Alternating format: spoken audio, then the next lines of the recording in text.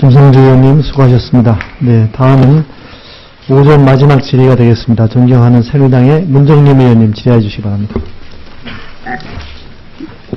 예, 새누리당 문정림 의원입니다. 한국보건복지정보개발원 직무대행이신 김철수 기획이사님께 질의하겠습니다. 앞서 안철수 의원께서 정보보안 불감증 관련해서 말씀하셨습니다. 전문가로서 또 조언을 정확히 지적해 주셨을 것 같은데요.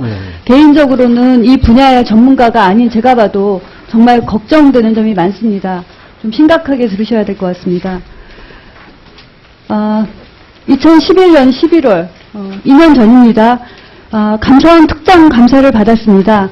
개인정보 보호 조치가 미흡하다 해서 3가지 지적을 받으셨죠? 네. 3가지 지적사항 알고 계십니까? 네. 네, 어떤 것이었죠? 제목만 한번 말씀해 주시면 기억하십니까? 예, DB 암호화 문제하고요. 개인정보 암호화 네. 소프트웨어 도입이 부적정했다는 것이었죠? 예. 네, 2번째 뭐였습니까? 자료 유출 방지 시스템 도입 운영이 부적정했다. 해킹에 대한 시스템 도입이 부적정했다는 것이었습니다. 3번째는 서비스 접근 권한 관리가 미흡했다는 것이었습니다. 굉장히 심각한 것인데 네, 지금 제목도 기억을 못하시는 거 보니까 정말 심각한 것 같습니다. 개인정보 암호화 소프트웨어 도입이 부적정했다는 것은 어떤 것이었죠? 왜 소프트웨어 도입이 부적정했다고 지적을 받은 것이죠? 무엇이 부적정했다는 것이었죠? 양해해 주시면 담당 본부장으로 하여금 답변 드리도록 하겠습니다. 본부장님은 아십니까?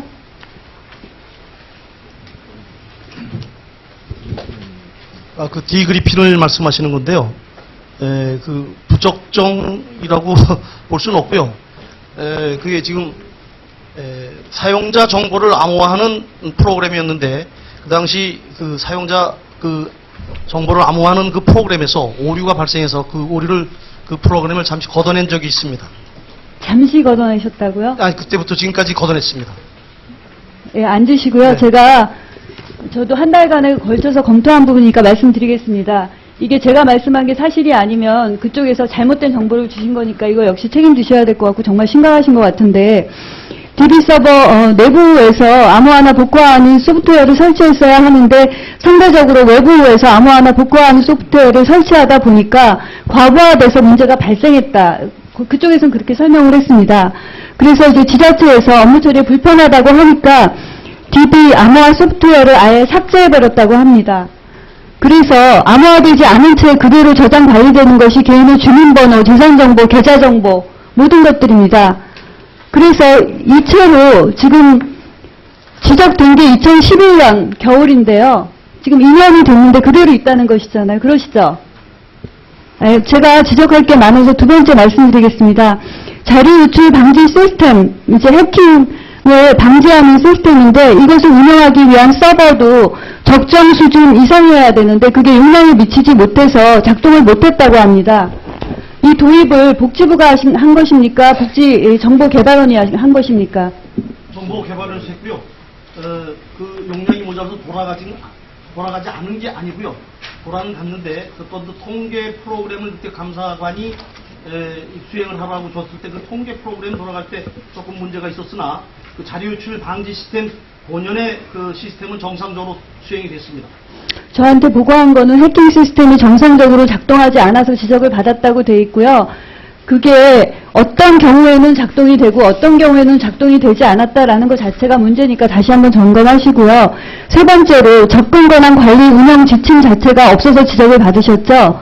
그래서 시스템의 문제일 수도 있지만 사람에 대한 관리도 문제가 되는데 접근 권한이 통합관리망과 관련 없는 대변인실 직원이 관리했다. 상담센터 직원이 연락 관행을 강요하고 있다가 시범 운영 기간이 지난 다음에도 상담센터 직원이 계속 연락 권한을 갖고 있었다. 이런 것들이었습니다. 그래서 3가지 다 심각하다고 생각해야 될 것 같고요.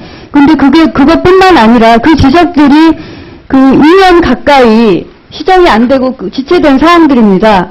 그런데 2013년 2월에 자체 내부감사에서 또 지적된 것들이 있습니다. 개인정보보호심의위원회를 안 했다, 보안교육을 안 했다, 정보보안감사 지침에 따른 보안감사를 안 했다. 이거는 교육위원회 감사를 안 했다는 것도 문제지만 또 사례들이 있습니다.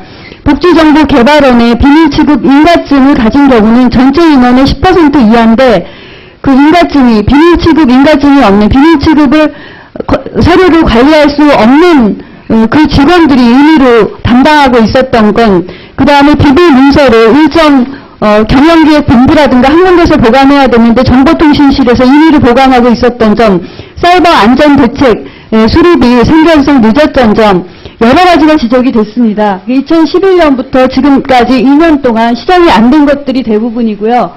또 똑같은 것들이 계속 지적이 되고 있습니다. 또 하나는 개인정보 오남용 의심사를 아까 안철수 의원님께서 아마 지적을 하셨던 것 같은데 94건인데 94건에 대해서 어떤 지적을 했나 보니까 징계 등이라고 하는 것들이 다 경징계입니다.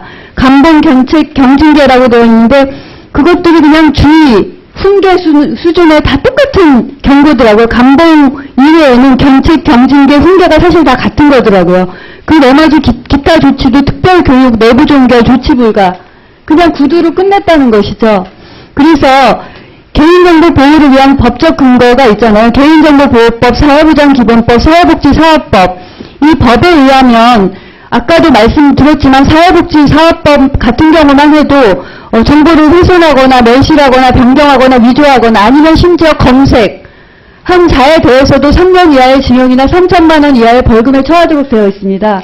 구두로 얘기하고 다 지금 끝냈다는 것이고요. 이것들이 개선이 안 됐는데 이 아까 업무보고를 할 때는 개인정보 보호를 강화하겠다고 써 있었고요. 제가 이 업무보고를 미리 받았거든요, 서류로. 그랬더니 무사고 운영하고 있다 이렇게 보내셨더라고요. 근데 오늘은 그거는 고쳐오셔서 강화하겠다 이렇게 하시더라고요. 그러니까 인식 자체가 어떤 정도의 사고가 생겨야지 사고라고 생각하시는지 정말 심각한 것 같습니다.